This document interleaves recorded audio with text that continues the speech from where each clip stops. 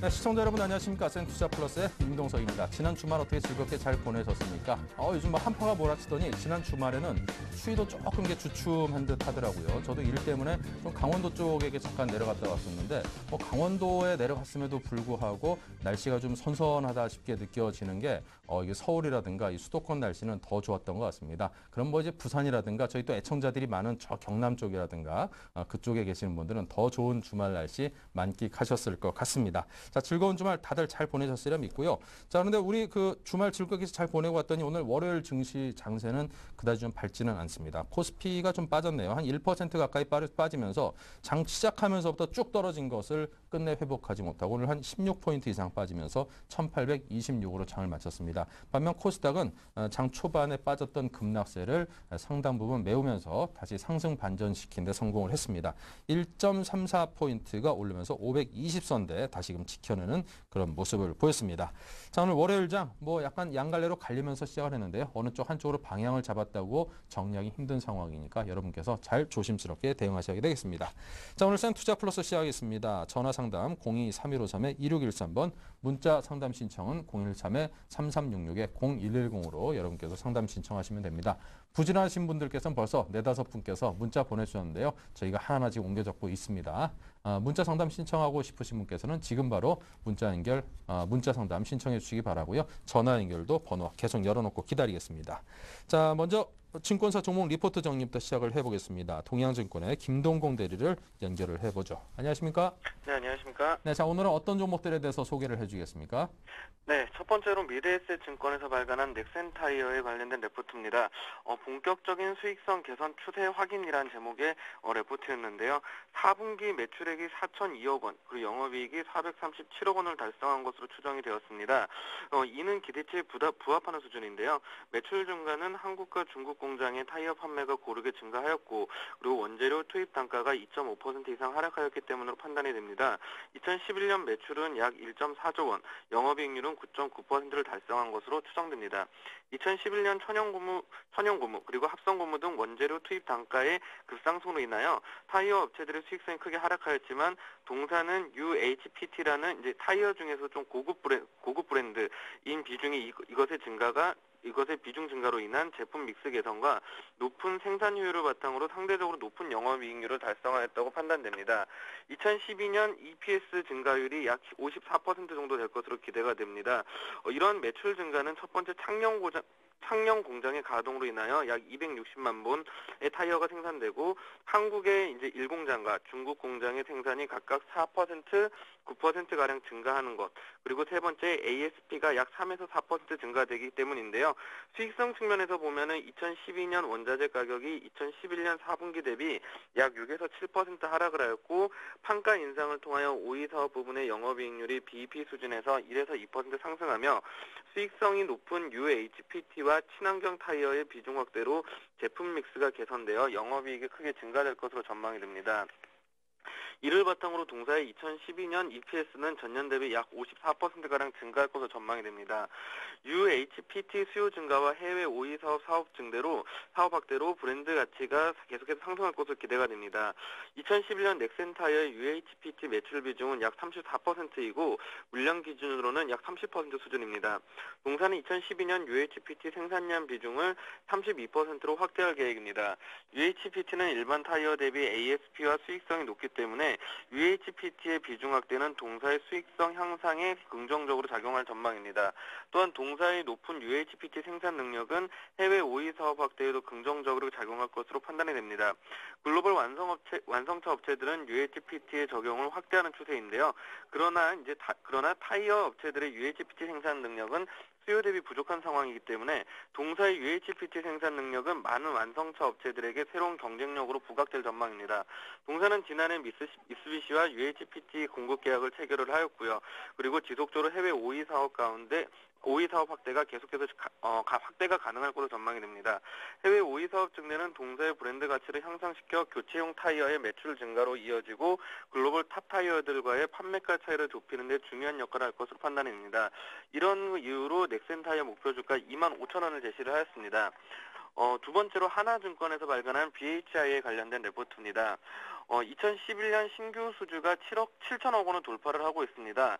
동사의 2011년 누적 수주는 지난해 예상 매출액 대비 3배인 7,060억 원에 이르렀습니다.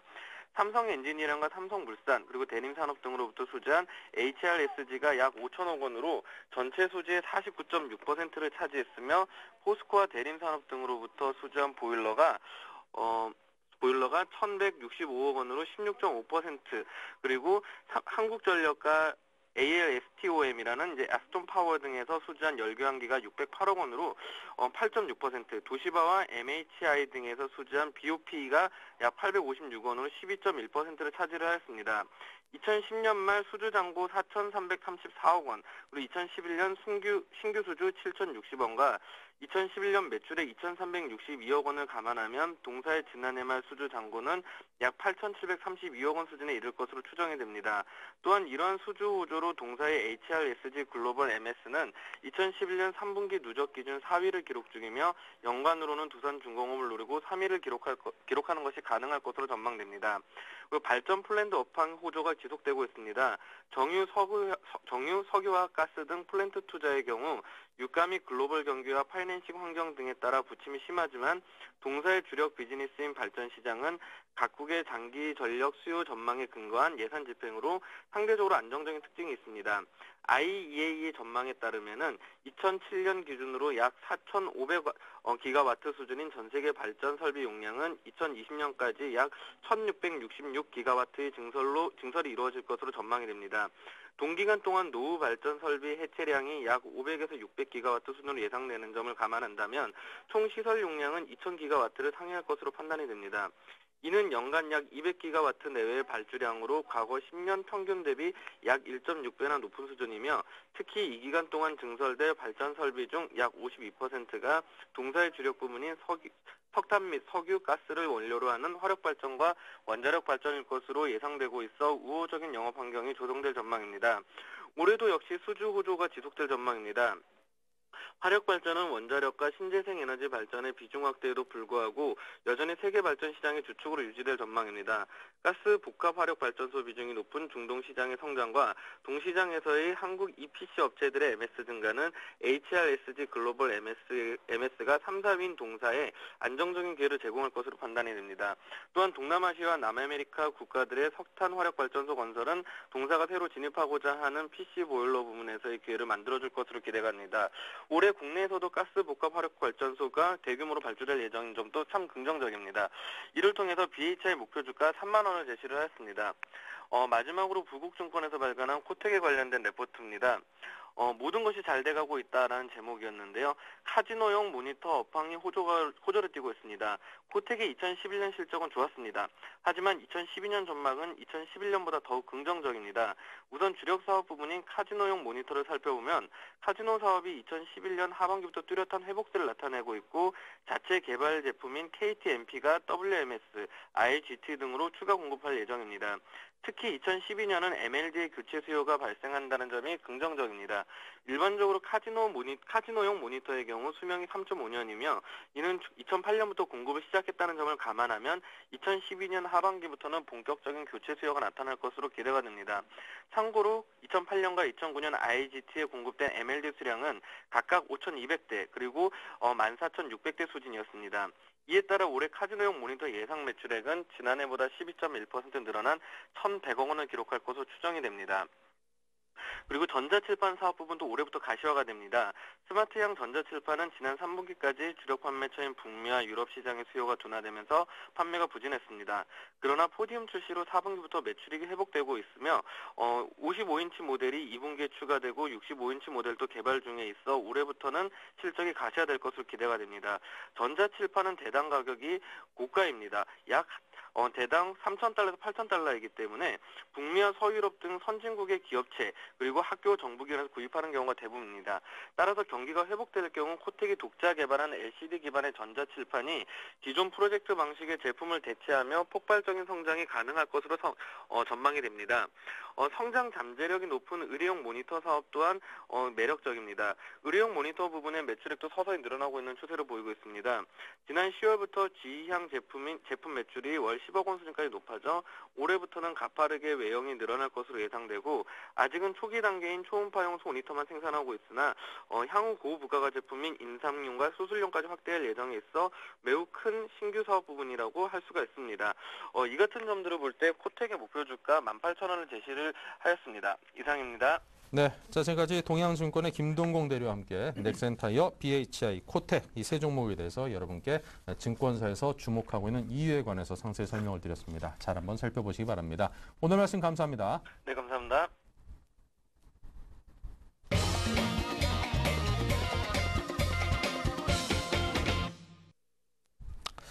네, 자 이제 센투자 플러스 또 여러분이 주신 질문에 대한 답을 드리는 시간을 갖겠습니다. 자 오늘은 동부증권의 박성일 연구원님, 라이징스탁의 홍희진 팀장님 두 분과 함께하겠습니다. 어서 오십시오. 안녕하십니까. 네, 자 전화 연결부터 시작을 해보겠습니다. 안녕하세요, 시청자님. 예, 안녕하세요. 반갑습니다. 네, 전화 감사합니다. 예. 네, 자 올해 새해 복 많이 받으시기 바라고요. 예, 복 많이 받으시고 소원 성취하세요. 예, 건강하시기 바랍니다. 예. 자 오늘 궁금하신 종목은 어떤 걸까요? 금호석유 때문에요. 금호석유 가격하고 예. 비중 좀 알려주시겠어요? 가격은 22만 1,000원에 41%. 22만 예. 1,000원에 41%. 예. 예. 40%면 40%인데 1%는 왜 더 사셨어요? 아이, 살짝이 어떻게 돈대로 사다 보니까. 아, 이게 그렇게 됐어요. 손 가는 데 이렇게 사다 보니까 41%가 됐군요. 예, 예. 예, 특이해가지고 40% 예. 사신 다음에 1%더 사셨나 해서. 아니요. 그 예. 돈대로 그냥 사놓으라고 그랬어요. 알겠습니다. 자, 그러면 이제 금호석유에 대해서 저희가 어떤 부분을 한번 분석을 해볼까요? 궁금하신 점이 뭘까요? 아이, 그걸 지난해 7월 21일 날 샀거든요. 네. 그랬는데 야 그때 사고 바로 며칠 있다가 본전은 왔는데 네. 거기서 팔 수가 없잖아요. 수수료도 안 나오니까. 그렇죠. 그래서 못 팔았더니 8월 달에 그냥 완전히 폭락을 했어요. 아이고. 그런 게 여태껏 지금까지도 못 올라가고 저랬네요. 예. 그래서 이제 새해 초부터 좀 마음을 불편하게 만드는군요. 이 주식이. 아이, 속 많이 썩었어요. 근데 원래 주식이라는 게 이게 뭐 속 많이 새기는 것 같습니다. 자식이랑 똑같은 것 같습니다. 이게 막 이쁜 짓 할 때는 귀엽다가도 대부분 이게 좀 이게 막 속 새기기도 하고 걱정도 많이 끼치고 하는 게 뭐 예. 자식이랑 좀 비슷하다 이런 말씀 하시는 분을 제가 뵌 적이 있거든요. 아, 7종목을 샀는데 다 지금 본전 올라면 아직 멀었어요. 아, 7종목이 다 손실이에요? 예. 어떤 괜찮다고 종목들인지 혹시 하는 한번 종목을 들어볼까요? 샀는데도 그래요. 나머지 6종목은 어떤 거예요? OCI, 현대, 모비스, 네. 삼성전자는 엊그제 샀는데 그것도 빠지고 네. 또 7종목이 뭐 다 빠졌어요. 그냥. 아가방서부터 뭐 CJ 제일제당 아무튼 예. 그래가지고 지금 너무 속이 상해서요. 그렇군요. 금속유가 너무 많이 빠졌는데 예. 삼성전자도 엊그제 산 게 금방 107만 9천 원에 샀는데 오늘 그렇게 빠졌으니요. 예. 아무래도 이제 뭐 좀 그 옷을 하나 살 때도 마음에 드는 옷 이렇게 찍어놨다가 백화점이나 어디 시장에서 세일할 때 이게 싸게 팔 때 가서 사지 않습니까? 정상가에 사기보다는. 예, 주식도 좀 이렇게 찍어놨다가 이렇게 좀 폭락할 때를 세일 기간이다 생각하고 그럴 때 내가 이게 사고 싶었던 건데 그러면서 그때 가서 좀 사는 좀 그렇다면 가격대에서 일단은 좀 먹고 들어가는 게 생기니까 그런 선택을 해보시는 게 어떨까 싶은 생각도 좀 드네요. 근데 그것도 올랐다 내렸기에 샀지요. 그랬더니 그렇군요. 그렇게 빠지네요. 예, 알겠습니다. 자, 그래도 뭐 갖고 계신 종목들이면 아가방 빼고는 나머지는 뭐 워낙 우량한 좋은 기업들을 갖고 계시니까 뭐 시간을 어느 정도 좀 보내다 보면은 그래도 좀 상황이 지금보다는 좋아질 가능성이 클 것 같다 이런 생각이 들거든요. 자, 그럼 지금 제일 가장 속을 썩이는 금호석유에 대해서 저희가 풀어보겠습니다. 22만 1,000원에 41%. 자, 저희 동부증권의 박성일 연구원께서 지금 금호석유 분석을 하셨으니까요. 그 답을 잘 들어보시기 바랍니다. 네, 감사합니다. 예. 네. 예, 금호석유 같은 경우 이제 7월에 사시고 8월에 폭락을 있기 때문에 상당히 일단은 운이 없다라는 말씀을 먼저 드리겠고요. 22만 1,000원 정도에 사셔서 지금 가격대라고 하면 이제 거의 지수만큼 딱 하락을 했는데요. 문제는 이제 금호 석유가 반등을 하려고 그러면 지수가 좀 반등을 해야 되겠습니다. 경기가 좋아져야 된다는 얘기죠. 이제 특정 뭐 단일 아주 작은 종목 같은 경우에는 지수나 업황에 관계없이 좀 갈 수가 있겠지만 금호 석유 같이 대장주 같은 경우에는 일단은 지수가 오르고 업황, 화학 업황이 좀 돌아서 줘야 되는데 지금 금호 석유의 주력 제품인 합성 고무와 부타디엔, BPS 가격이 많이 빠지고 있죠. 아무래도 중국이 계속 긴축 기조를 유지를 하고 경착륙에 대한 얘기가 나오면서 제1 수요처인 중국 경기가 안 좋다 보니까 금호 석유의 지수 또한 하락을 좀 많이 하고 있다라고 생각을 하시면 좋을 것 같고요. 금호 석유가 여기서 추가로 더 하락할 가능성은 크지가 않습니다. 뭐 실적 보면은 영업이익 6천억 정도 나오고요. 시총 5조 정도 나오기 때문에 충분히 PER 측면에서는 매력도가 있는 가격임에도 불구하고 앞으로 좀 전망이 좋지가 않죠. 올해 2012년 세계 경제 전망을 봤을 때는 부정적인 영향, 부정적인 요소들이 많이 있습니다. 그렇기 때문에 올해 상반기까지는 금호 석유도 좀 반등하기 어렵다라고 보시면 될 것 같고요. 긍정적인 요소를 좀 본다고 하면 자동차 쪽은 아무래도 올해도 성장을 할 거라고 예상이 되고 있죠. 그렇기 때문에 주력 제품인 합성 고무, 타이어의 원료인 합성 고무 가격은 지금보다 조금 더 좋아질 수 있다라고 생각을 하고 있고요. 기술적 측면에서 봤을 때 얼마쯤 인내를 하셔야 원상복귀를 할 수 있는지 좀 살펴보겠습니다. 지금 보시면 박스권 하단 부분에 와 있죠. 이 박스권 지금 16만 원 밑으로 해서 15만 5천 원 정도에서 계속 저점을 찍어주고 있는데 15만 5천 원을 하향 이탈한다고 하면 아무래도 지수대가 크게 하락을 해서 1700대 혹은 그 미만으로 갈 수도 있는 확률이 여건이 좀 조성이 됐을 때다라고 생각을 하시면 좋을 것 같고 그렇지 않은 경우에는 아무래도 금호 석유 정도 되는 대형주가 15만 5천 원 정도를 깨고 내려가기가 쉽지는 않지만 물타기 하시는 판단을 하기는 어렵습니다. 일단은 비중 자체가 워낙 높으시기 때문에 지금은 일단은 기간적으로 인내를 하셔야 된다라고 말씀을 드리겠고요. 일봉상에서 보시는 거 이제 크게 의미가 없습니다. 일봉 단위로 봤을 때는 8월 이후로 계속 횡보 정도를 보여주고 있기 때문에 주봉에서 좀 보셔야 될 텐데 주봉상 보시면 이제 일단은 20주 이평선 정도 지지를 받고 있습니다. 20주 이평선 지지 이후에 60주 이평선과 20주 이평선 만나는 이 구간에서 확실히 지지를 받은 이후에 지금 상황으로 봤을 때는 한 3개월 정도 횡보를 했기 때문에 앞으로 3개월 정도 더 횡보를 하고 유럽 위기에 대한 완화가 조금 더 이루어진다고 보면 그 이후에는 조금씩 반등할 수 있는 구간이다라고 생각을 좀 하고 있고요. 기관 매매를 보시면 최근에는 관심들이 많이 없습니다. 1개월 동안 10만 주 정도밖에 누적이 안 됐죠. 3개월 본다고 해도 15만 주 정도밖에 누적이 되지 않았습니다. 화학 업황이 그만큼 전반적으로 안 좋다라고 생각을 하시면 좋을 것 같고요. 성장 동력은 충분히 있습니다. 화학, 특히 천연 고무 가격에 있어서는 금호석유를 따라갈 만한 그 대표적인 업체가 없기 때문에 호남석유를 비롯한 대부분의 업체도 금호석유한테 합성 고무 쪽에서는 되지가 않기 때문에 일단은 기다리면 충분히 반등을 하실 수가 있을 텐데 내년 연말 정도까지는 고생을 좀 하셔야겠다라는 말씀을 좀 드리겠고요. 비중을 좀 늘리시기보다는 조금 더 인내하시는 방향으로 제가 말씀을 좀 드리겠고 비중을 9% 정도 더 늘리셔서 50%까지 가져가신다고 보면 금호석유보다는 금호석유의 자회사 중에서 하나를 KP케미칼 정도 합수합병이 된다고 거의 공시가 된 상황이죠. 그렇기 때문에 KP케미칼 정도를 매수하시는 게 좋다라고 말씀을 좀 드리겠습니다. 네. 자, 계속해서 또 여러분께서 주신 문자 상담에 대한 답을 드리겠습니다. 오늘 첫 번째 종목은 효성입니다. 93,350원에 18%를 사셨습니다.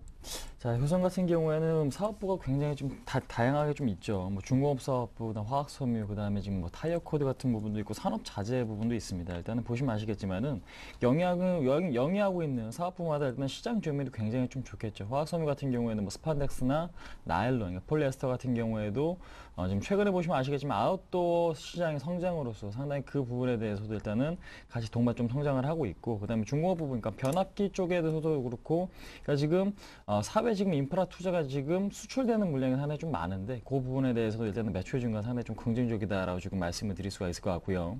그다음에 타이어, 뭐 한국 타이어라든지 금호 타이어, 넥센 타이어 같은 경우에도 타이어 코드라고 하는 재료, 원재료에 대한 수요가 계속해서 좀 증가되고 있는 추세지만 지금 효성 같은 경우에는 오히려 주가가 좀 빠지고 있는 부분을 지금 확인하실 수가 있을 것 같습니다. 이제 이유는 뭐냐면 일단은 영업은 굉장히 좀 잘 되고 있어요. 근데 이제 영업이익 같은 측면에서 보시면은 환율이 지금 단기적으로 좀 급등을 하는 바람에 환차손이 좀 나는 부분, 그 다음에 지금 자회사, 그러니까 지능기업 문제로 인해서 주가가 굉장히 좀 큰 폭으로 좀 하락을 했다라는 것만 좀 아시면 될 것 같습니다. 근데 지금 보시면 아시겠지만 매출이 굉장히 좀 양호하거든요. 그러니까 지금 매출액 대비 시가총액이 굉장히 조금 낮은 상태인데, 그러니까 매출액이 한 해에 한 10조 정도 매출을 올리지만 지금 시가총액은 1조 8천억 정도밖에 되지 않았습니다. 그러니까 10조 원의 지금 매출에서 영업이익률이 5%만 개선이 돼도 상당히 주가의 상승은 큰 폭으로 좀 상승할 수가 있지만은 현재로서는 일단은 악재가 좀 동시다발적으로 나오는 부분이 가장 큰 문제다라고 지금 말씀을 드릴 수가 있을 것 같아요. 그래서 지금 효성 같은 경우에는 사업부가 워낙 좀 탄탄하기 때문에 일단은 시간을 조금 갖고 좀 대응을 해보자라고 지금 말씀드리겠습니다. 하지만 리스크가 있는 부분은 뭐냐면 일단 지능기업 자회사 부분이 아직까지는 지금 영업이 정상화되고 있지 못한 점, 그 부분은 좀 악재고요. 그 다음에 지금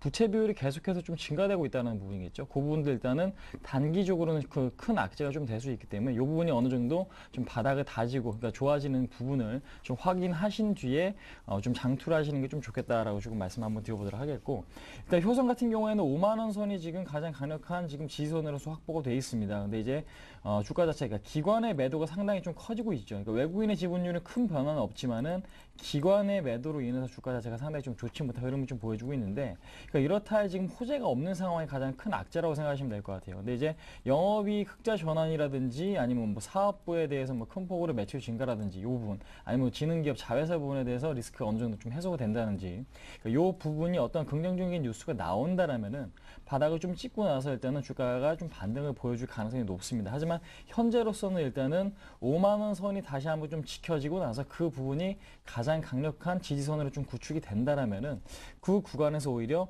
나중에는 좀 추가 매수하시는 전략이 오히려 좀 좋지 않을까라고 좀 말씀드리겠고요. 그러니까 비중 자체가 18%면 그렇게 크지 않으십니다. 그렇기 때문에 현재로서는 일단은 추가 매수 여부는 좀 말씀드리긴 상당히 좀 어렵지만 5만 원 여부가 지지가 되는지만 좀 체크를 해보자라고 좀 말씀드리겠고, 그다음에 지금 매수하신 가격이 오기 위해서는 상당히 좀 오랜 시간이 필요할 것 같습니다.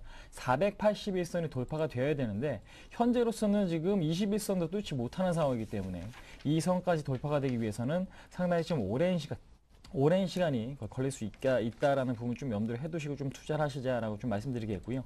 기간을 말씀드리자면 한 1년 이상 정도 좀 여유 있는 시간을 두고 좀 대응할 그런 종목이 아닌가 한번 말씀드려보도록 하겠습니다. 네, 자 다음은 GS를 보겠습니다. 77,100원에 30%입니다.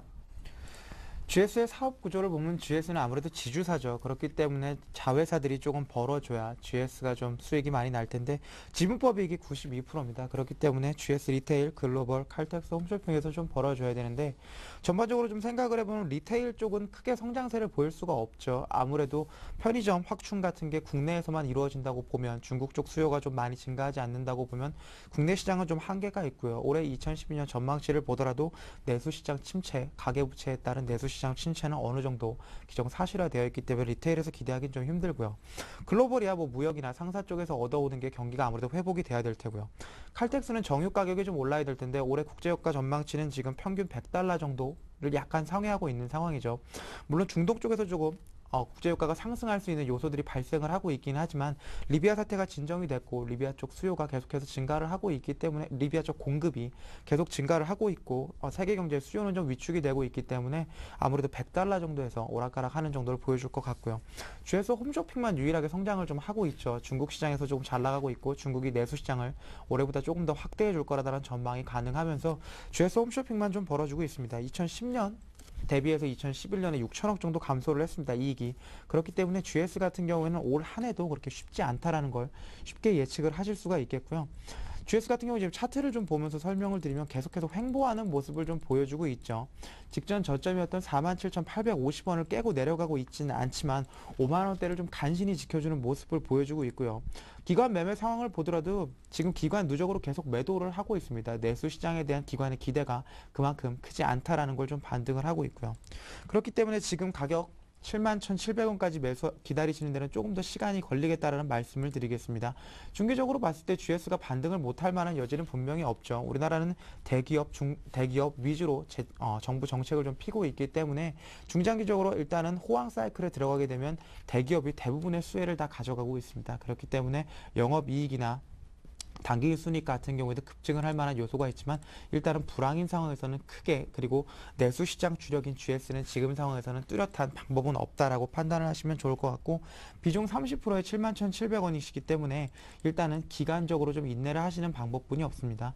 지난 8월 이후, 작년 8월 이후 일단은 계속해서 기관 매물이 출회가 되고 있고 어느 정도 안정권에 들어와 있죠. 지금 기관 매도세가 급격히 증가하는 시기는 좀 지나갔습니다. 그렇기 때문에 5만 원권에서 지지를 받아준다고만 하면 올 한 해는 좀 인내하시면서 기다리는 게 좋다라고 보수적인 분들께는 좀 말씀을 드리겠고, 적극적인 분들에게는 일단은 올 한 해 어렵기는 하겠지만 성장할 수 있는 분야가 없는 건 아닙니다. IT 같은 경우, 치킨 게임의 승자인 IT 같은 경우도 좀 가능할 거다라고 보고 있고, 자동차 부품 및 자동차 그리고 내수 시장에서도 중국을 좀 위주로 하는 뭐 베이직 하우스나 화장품, 한국콜마 같은 경우는 충분히 상승 동력이 있다라고 판단이 되고 있기 때문에 과감하게 매도를 하시고 나오실 수 있는 성격의 성향의 소유자분들께서는 매도를 하고 나오셔서 다른 종목을 좀 매매하시는 게 손실을 좀 만회하시는데 기간을 좀 줄일 수 있다라고 말씀드리겠습니다.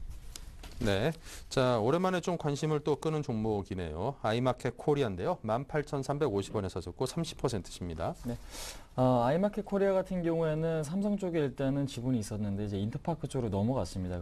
그런 바람에 일단은 지금 삼성 프리미엄이 없어지는 바람에 주가가 뭐 단기적으로 급등하기 상당히 좀 어려운 그런 종목이 아닌가라고 조금 말씀드릴 수가 있을 것 같고, 구매 대행 업체라는 것이 일단 성장성적인 측면에서 봤을 때 뭐 그렇게 큰 폭의 성장을 할 수 있는 그런 분야도 아니기 때문에 일단은 현재로서는 일단은 주가 자체가 뭐 추가적인 하락이 조금 나오지 않아야만 좀 상승할 수 있다. 그러니까 지금 일단은 실적 대비 주가가 뭐 저평가인 상태도 아니고요. 그렇다고 이제 삼성 쪽에 프리미엄도 없는 상황에서 주가 뭐 본격적으로 상승하기 좀 기다리는 건 상당히 좀 무리가 있지 않을까 좀 말씀을 드릴 수가 있을 것 같아요. 근데 이제 매수하신 가격 보니까요, 18,350원, 그다음 비중도 상당히 좀 높은 비중에 지금 들어가신 것 같은데 10월 달에 주가가 반등 나올 때 이때 매수하신 것이 아닌가라고 생각이 됩니다. 근데 이제 주가는 계속해서 좀 흘러내리고 있고 기관의 수급이나 외국인의 수급이나 이렇다 좀 눈에 띌 만한 부분이 없거든요. 그러니까 시장에서는 소외가 되고 있는 그러한 지금 종목이다. 그러니까 인터파크 입장에서는 굉장히 좀 좋겠지만은 아이마켓 코리아 당사자 입장에서는 주가를 지금 부양시킬 만한 그런 모멘텀이 현재로서는 없는 것이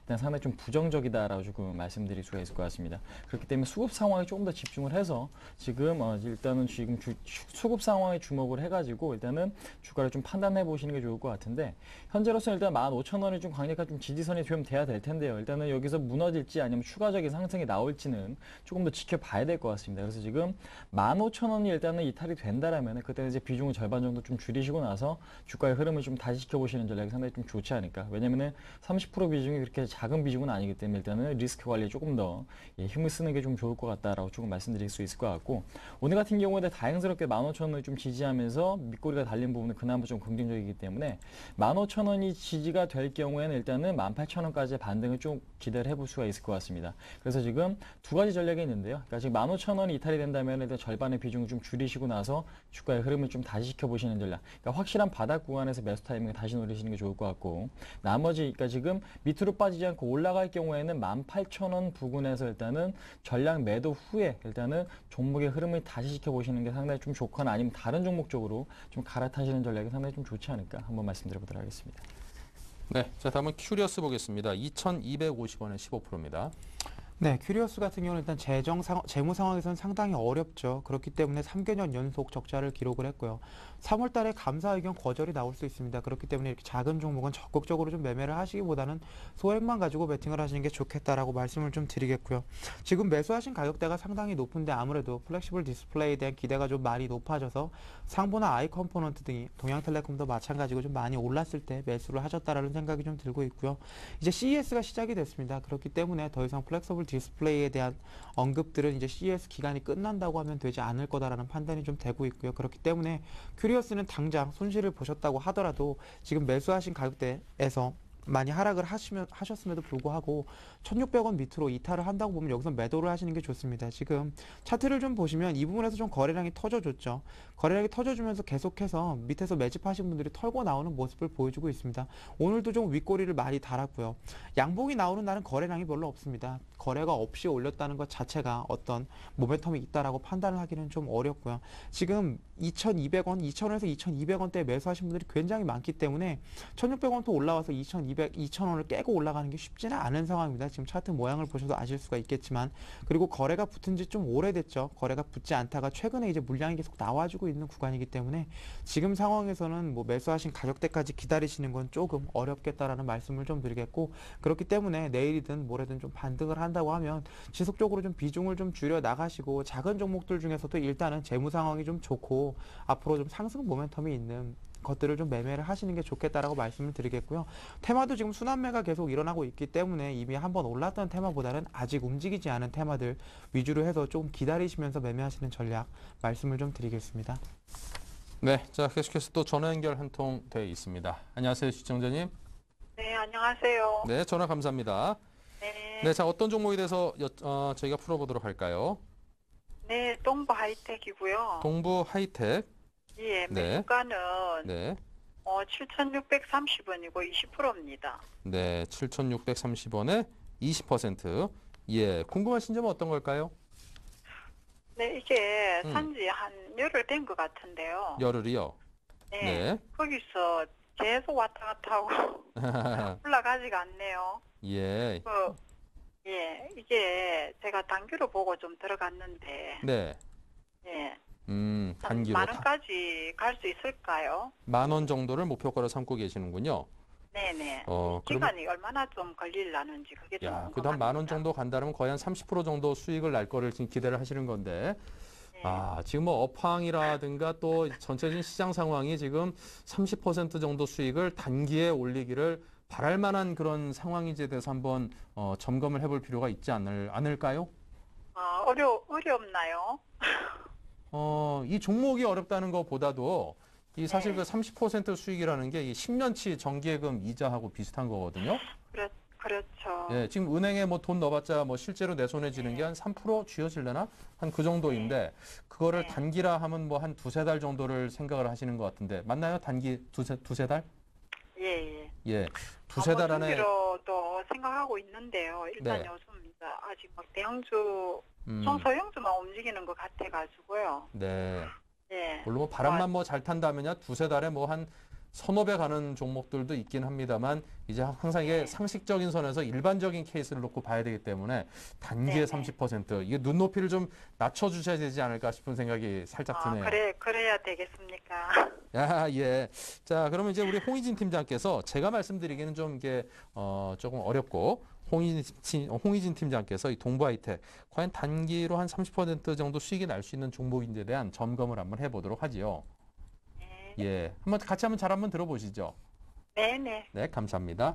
네, 네. 감사합니다. 네. 수고하십시오. 네, 자 단기에 30% 가능할 값이요? 그렇습니다. 그 단기라는 기간이 어느 정도인지는 좀 알 수는 없고요. 근데 네, 이제 두세 운이 달 좋다. 정도라고 말씀해 예, 주셨고요. 그렇습니다. 그러니까 근데 지금 현재 시장에서는 또 운도 좀 필요한 것 같습니다. 그러니까 내가 산 종목이 수급이 좀 터져 준다라면은 단기적으로 그러니까 그 단기라는 게 한 달 이내에 30%도 뭐 충분히 가능할 수도 있지만 현재 그거를 노리고 투자하기에는 상당히 좀 무리가 있겠다. 좀 말씀을 드릴 수가 있을 것 같고요.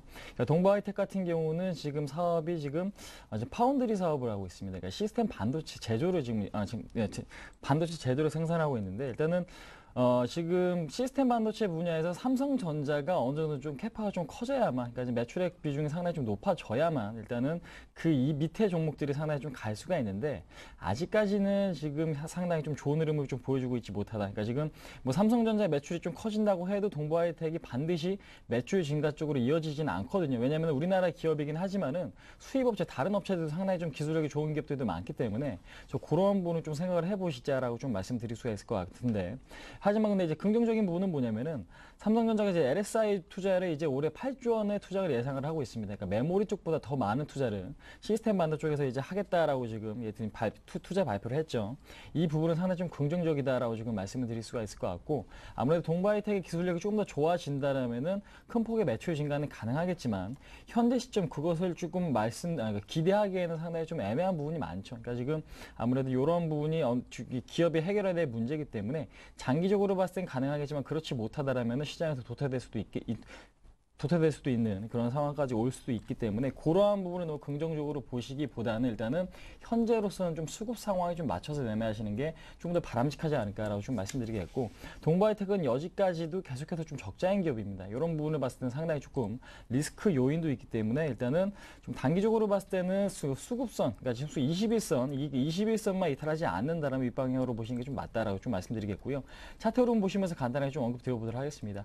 일단은 가장 강력한 저항선이 9,000원대죠. 그러니까 9,000원 라인이 지금 9월달, 11월달 돌파 시도가 나왔는데 돌파하지 못하고 계속해서 좀 밀려났죠. 근데 이제 다시 한번 그 라인에 대해서 돌파 시도가 지금 연출이 되려고 하고 있습니다. 그러니까 오늘 같은 경우는 시장이 어려운 국면에서 소폭의 거래량만으로도 일단 밑꼬리가 달리고 양봉이 뜬 부분은 상당히 좀 긍정적이기 때문에 일단 가장 중요한 121선에 대한 돌파는 충분히 좀 일어날 수 있는 구간이 아닌가라고 좀 말씀드리겠고 9,000원까지의 반등은 단기간에 충분히 할 수 있겠지만 말씀하신 만원대까지 반등이 나오시는 조금 더 지켜봐야 되거든요. 그러니까 지금 아무래도 뭐 매출 증가가 일어나거나 아니면 가동률이 좀 더 좋아지거나 이런 부분이 좀 나와줘야 될 것 같은데 그 부분은 좀 기대하고 투자하기는 상당히 좀 무리가 있을 것 같습니다. 그래서 현재로서는 일단은 21선을 손절가를 좀 잡고 대응하시는 게 좀 바람직하겠다라고 지금 말씀드리겠고 초단기, 그러니까 일주일에서 2주 정도 보신다면 9,000원 정도의 목표가를 좀 설정을 하시고요. 그게 아니다. 나는 좀 더 기다릴 수 있다라고 생각이 되신다면은 기간을 한 3개월 이상 정도 보시고 만원 선까지 보시는 거 충분히 좀 가능하지 않을까라고 지금 말씀드릴 수가 있을 것 같습니다. 하지만 지금 시장 상황을 고려해 본다면은 너무 크게 목표 수익률을 잡기보다는 일단은 짧게 여러 번 드시는 게 오히려 조금 더 편한 그런 시장이 아닌가라고 개인적으로 좀 생각을 하고 있기 때문에 그 부분은 아무래도 지금 투자자분께서 좀 직접 한번 생각해 보셔야 될 부분이 아닌가 한번 말씀드려보도록 하겠습니다. 네, 자 시장 상황에 대해서 한번 생각을 해보시기 바라고요. 자 다음은 어버브 반도체입니다. 2,930원에 40%입니다. 예, 어버브 반도체 일단 기업부터 좀 보시면 비메모리 반도체 쪽에서 일단은 설계 쪽을 담당을 하고 있고요. 삼성전자를 비롯한 LG그룹 쪽의 비메모리 투자 확대에 따른 수혜를 좀 볼 수가 있겠죠. 아웃소싱이 좀 증가를 한다고 보면 어버브 반도체 같이 좀 작지만 설계하는 업체들한테 수주가 떨어질 수가 있기 때문에 물론 그런 부분에서는 충분히 기대할 만하다는 말씀을 먼저 드리겠고요. 지금 보시면 시가총액 대비해서 영업이익 뭐 PL 10배 정도 나온다고 보시면 될 것 같은데 작년하고 올해 비슷합니다. 50억 정도 벌어들이고 있고 크게 변동 없고 부채나 유보율 또한 조금씩 증가하거나 줄어든 걸로 봐서는 사업은 안정적으로 잘 영위하고 있다라는 말씀을 먼저 드리겠고요. 그렇기 때문에 차트는 계속해서 좀 바닥을 횡보를 하고 있죠. 크게 빠지지 않고 2,500원 선 지지를 계속 보여주고 있는데 어버브 반도체 최근에 조금 그 거래량이 터지면서 상승하는 모습을 차트를 보시면 보실 수가 있습니다. 아무래도 CES가 가까워오면서 IT 부품주 관련해서도 이슈가 계속 집중이 되고 있고요. 특히 비메모리 반도체 같은 경우는 삼성전자에서 올해 공격적으로 좀 투자를 할 것이다라는 얘기가 계속해서 나오고 있기 때문에 장기적으로 전망은 밝다라고 말씀을 먼저 드리겠습니다. 단기적인 분석부터 조금 해드린다고 보면 오늘 같은 경우 이제 3,440원에서 도지가 나왔죠. 뭐 흔한 말로 화점이라고 하는데 지금 밑에서 매집한 물량들이 오늘 조금 많이 나왔습니다. 그렇기 때문에 거래량이 터졌고 매수세와 매도세 간의 균형을 좀 이루어서 도지가 나왔는데 이 부분에서 지금 비중이 40%라고 하신다고 하면 전략적으로 봤을 때는 절반 정도는 매도를 하시고 가시는 게 맞습니다. 지금 15% 정도가 수익이신데 15% 정도 수익을 일단 실현을 하신 이후에 여기서 위로 간다고 하면 다시 한번 물량을 따라가시는 게 맞고요. 밑으로 간다고 하면 과감하게 손절을 치고 나오시는 게 맞습니다. 어버브 반도체 같은 경우, 비메모리 반도체 같은 경우는 지금 업종별 순환매 관점에서 봤을 때 순서가 오지 않았죠. 테마주 쪽으로 속해 있지도 않고요. 그렇기 때문에 여기서 거래량이 터졌다고는 하지만 시세가 강하게 분출하기는 어려운 구간입니다. 전반적으로 IT 부품주 대부분 다 어려운데 어버브 반도체가 M&A 이슈 같은 이슈 없이 혼자 간다는 건 조금 어폐가 있다라는 생각이 좀 들고 있고요. 그렇기 때문에 뭐 개인적인 판단에서는 전부 다 매도를 하시고 다시 한번 내려오셨을 때 잡으시는 게 좋다. 5일선과 이격도가 좀 줄어들었을 때 잡으시는 게 좋다라고 말씀을 좀 드리고 싶지만 일단은 미련이 좀 남아있다고 하시면 절반 정도는 매도를 하시고 나머지 절반만 가져가시는 전략을 말씀을 좀 드리겠습니다. 네. 자, 다음 조화제약 보겠습니다. 조화제약을 7,150원에 20% 보유하고 있습니다.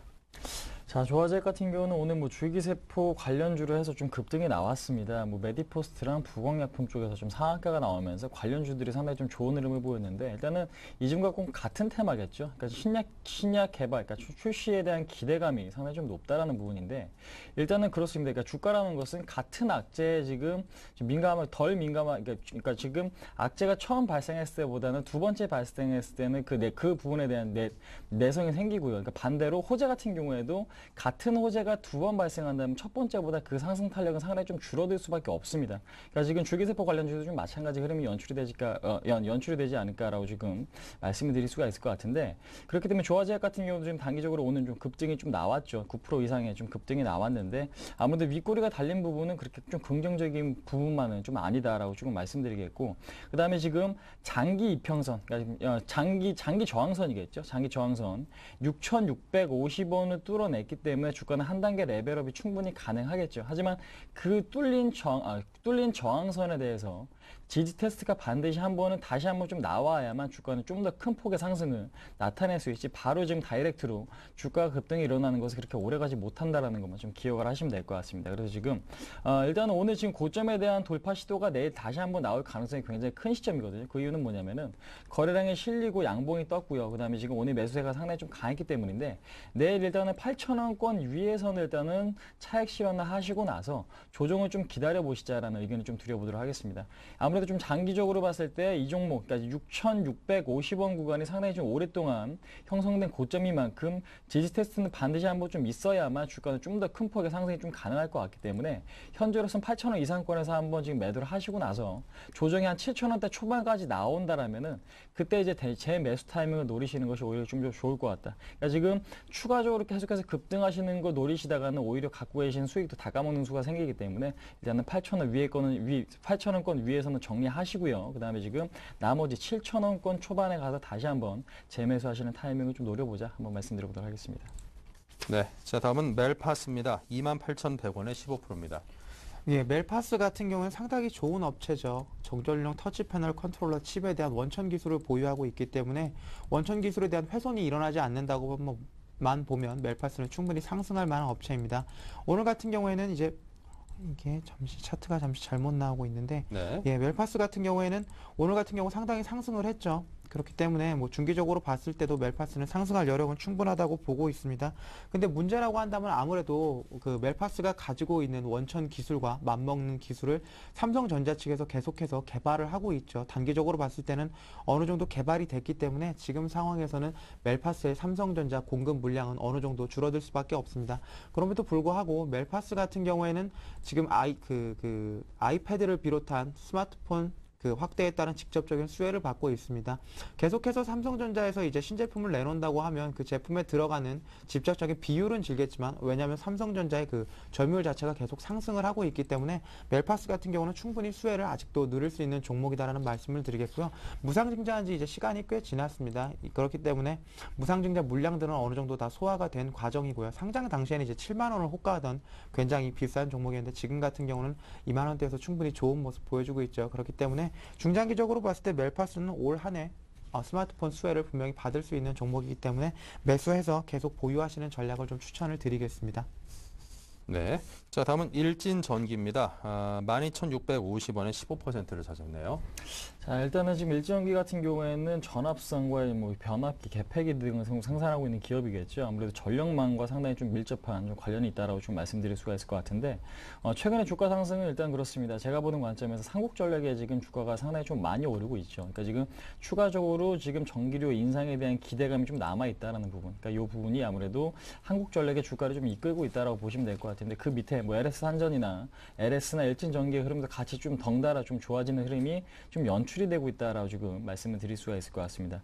하지만 지금 매수하신 가격대가 워낙 좀 높으시기 때문에 현재로서는 일단은 어떠한 지금 방법도 지금 취하기는 상당히 좀 애매한 구간이겠죠. 지금 비중 자체도 15% 비중, 그렇게 뭐 많은 비중은 아니겠지만 여기서 뭐 추가적으로 뭐 같은 물량을 들어가기에는 상당히 좀 부담스러운 그런 위치에 좀 있다라고 지금 말씀드리겠고, 일단은 좀 시간이 조금 더 걸릴 수는 있겠다. 그러니까 지금 좀 더 기다려보자라는 관점으로 좀 접근하시는 게 좀 좋을 것 같습니다. 그래서 지금 이 종목 같은 경우는요, 일단은 단기적으로 봤을 때 21선이 반드시 좀 지켜줘야 될 지지선이겠죠. 그러니까 지금 6,000원 라인이 이탈이 되지만 않으면은 주가는 한 차례, 그러니까 지금 이평선들, 그러니까 장기 이평선들을 하나하나씩 돌파하면서 일단은 주가 상승은 좀 지속해서 일어날 가능성이 굉장히 좀 높을 것 같다라고 지금 말씀을 드릴 수가 있을 것 같습니다. 지금 121선을 뚫어냈고, 그 다음에 지금 오늘 같은 경우는 241선을 뚫어냈죠. 근데 그 다음에는 481선, 2년 평균선이기 때문에 이 부분을 좀 넘어줘야만 주가는 일단은 하락세를 좀 마감하고, 그러니까 지금 성장 국면으로 좀 들어갈 수 있다라고 지금 보실 수가 있을 것 같습니다. 그래서 지금 시세가 분출되기 위해서는 9,000원을 반드시 좀 뛰어넘어야 되죠. 그래서 지금 일단 21선에 대한 이탈이 있다라면은 나중에 향후 주가가 조금 더 바닥을 다졌을 때 추가 매수 타이밍을 노리시는 게 좀 좋을 것 같고요. 현재로서는 일단은 추가 매수하시는 전력보다는 좀 더 기다려 보시는 관점이 맞을 것 같습니다. 일단 종목 자체에 대한 리스크도 좀 있고요. 그러니까 그렇기 때문에 현재로서는 일단 단기적으로 봤을 때 9,000원까지의 지금 주가 상승을 좀 노려보자라고 지금 말씀드리겠고요. 그 정도까지 상승이 있다라면 그 선에서 다시 한번 매도를 할지 아니면 그 선에서 추가 매수를 할지를 그때 고려하시는 게 좀 나을 것 같고, 현재로서는 일단은 좀 보유 관점이 좀 바람직할 것 같다라고 좀 말씀드리겠고요. 그다음에 지금 한국전력의 주가 상승이 계속해서 좀 있다라면은 전선 관련주도 같이 좀 좋은 흐름을 보여줄 수가 있기 때문에 좀 그러한 부분까지, 그러니까 한국전력의 주가 추이까지 좀 같이 지켜보자 한번 말씀드려보도록 하겠습니다. 네, 자 다음은 한국항공우주입니다. 문자 여러 번 주셨는데요. 26,400원에 20%입니다. 예, 아주 좋은 가격에 사셨기 때문에 지금까지 좀 홀딩을 하실 수가 있었을 텐데요. 한국항공우주의 재무 분석부터 조금 해보시면 아실 수가 있겠지만 PR 40배 정도 나옵니다. 1,000억 정도 벌어들이는 한국항공우주 시총이 3조 7천억 정도 되죠. PR 37배 정도가 나오는데 분명히 비교할 만한 업종이 없고 그 정부 정책의 수혜를 받을 수가 있는 종목이긴 하지만 PR 40배는 조금 무리한 상황이다라는 말씀을 먼저 드리겠고요. 그렇기 때문에 주식은 쌀 때 사서 비쌀 때 팔아야 한다는 격언처럼 지금이 파셔야 될 시기가 아닌가라는 말씀을 좀 드리겠고요. 여기서 추가 상승을 하실지 할 수 있을지 없을지에 대해서 상당히 관심이 많으시겠죠. 그렇기 때문에 추가 상승 여부에 대해서 좀 말씀을 드리면 지금 보시면 박스권을 일단 형성을 했습니다. 오늘 박스권 형성을 한 이후 기관 매도와 함께 장대 음봉이 좀 나왔는데 여기서 37,000원대를 강하게 이탈한다고 하면 이평선 지지를 좀 받기가 어렵습니다. 신규 상장한 지 얼마 되지 않았기 때문에 잠재 물량에 대한 파악이 얼마 되지 않고 성장성에 대한 기대감으로 공모에 참여했던 분들 대부분이 아직까지도 홀딩을 하고 있지만 이평선 지지를 받을 수가 없기 때문에 다시 한번 34,000원대 계속해서 박스권을 형성하면서 내려올 수밖에 없습니다. 여기서 성장을 한다고 하면 정부에서 한국항공우주가 만들고 있는 기체들에 대한 지원을 좀 해줘야 될 텐데 일단은 방산 부분에서는 100% 다 가지고 있기 때문에 크게 우려를 할 상황이 아니지만 민간 부분 특히 수출 쪽 호조를 보일 수 있느냐에 대한 의심은 조금씩 해보셔야 되지 않나 싶습니다. 기술 개발에 대해서는 계속 박차를 가하고 있지만 실제적으로 그거에 대한 가시적인 성과는 나와주고 있지가 않죠. 현대중공업 관련 M&A 이슈도 이제는 거의 얘기가 나오지 않기 때문에 지금 상황에서 한국항공우주를 들고 계속 뭐 수익을 실현을 하냐 마냐를 고민하시기보다는 일단은 수익을 실현하신 이후에도 얼마든지 지금보다 싼 가격에 잡을 수 있는 종목이다라고 마음 편하게 생각을 하시고 매도하실 것을 제가 적극적으로 좀 권해드리겠습니다. 네, 자 오늘 끝으로 딱 한 종목만 더 하겠습니다. 코롱건설 요즘 좀 오르는데 이거 좀 매수하고 싶으시다고. 근데 아무래도 건설업 조금 불안불안하죠. 매수가가 궁금하다고 하십니다. 그렇습니다. 코롱건설 같은 경우는 아무래도 기대감, 지금 합병에 대한 기대감이 지금 현재 주가에 좀 반영이 되고 있죠. 그렇기 때문에 기대감이 이미 좀 반영이 된 만큼 여기서 들어가도 뭐 크게 당장에 좀 먹을 것이 없을 것 같습니다. 근데 이제 합병 이후에 뭐 체질이 개선되고 영업 환경이 좋아지고 거기에 따라서 실적도 좋아진다라면 상당히 좀 좋은 흐름이 연출이 될 수 있겠지만은 신규적으로 진입하기에는 상당히 좀 부담스러운 그런 자리가 아닌가라고 지금 말씀을 드릴 수가 있을 것 같은데, 하지만 일단 기술적으로 보신다라면요, 일단은 지금 오늘 저점, 그러니까 오늘 저점 부근에 4,800원 초반까지 일단은 주가가 좀 빠져준다라면 그때는 저가 매수에 좀 가담하실 수가 있지만은 그렇지 않다라면 일단은 좀 매수를 좀 보류하시는 게 좀 좋을 것 같다라고 조금 말씀을 드릴 수가 있을 것 같고요. 코롱건설 같은 경우는 코롱 아이넷과 코롱 BNS랑 지금 합병이 예정이 되어 있습니다. 그러니까 지금 신주가 지금 1월 11일 날 지금 상장이 될 예정이고요. 그다음에 지금 합병 비율 같은 경우에는 코롱건설 한 주, 그러니까 지금 코롱 아이넷 같은 경우는 세 주를 갖고 계시면은 그 코롱건설을 한 주를 좀 받을 수 있고, 코롱 BNS 같은 경우도 거의 이제 1대1 지금 비율로 지금 합병이 되기 때문에 그 주식도 마찬가지로 한 주를 들고 계신 분들은 지금 코롱건설 한 주를 좀 받으실 수가 있는데요. 현재로서는 지금 주가의 방향성이 어떤 식으로 흘러갈지는 합병 이후에 방향성이 어떤 방향으로 흘러갈지는 예측하기가 상당히 좀 무리가 있을 것 같습니다. 그래서 지금 그 부분에 노리시고 들어가시는 전략을 일단 좀 상당히 좀 리스크가 좀 필요한 부분이기 때문에 합병 이후에 주가의 흐름을 보시고 나서 그때 좀 다시 진입하시는 게 그때 진입하시는 걸 고려를 해보시는 게 어떨까라고 지금 말씀드리겠고, 굳이 들어가고 싶으시다라면은 기술적인 지금 저점 부분 4,800원까지 떨어져 준다라면은 저점 4,800원 들어가셔서 한 5,000원까지의 매도는 충분히 좀 가능하겠다 한번 말씀드려보도록 하겠습니다. 네, 자 이렇게 해서 오늘 종목 상담은 여기까지 하도록 하겠습니다. 여러분께 좀 도움이 됐길 기대를 하고요. 자 오늘은 동부증권의 박성일 연구원님 그리고 라이징스탁의 홍희진 팀장님 이 두 분과 함께했습니다. 감사합니다. 감사합니다. 네, 자 1월 9일 월요일 순서는 여기서 마칩니다. 저는 내일 화요일 날 다시 뵙겠습니다. 감사합니다.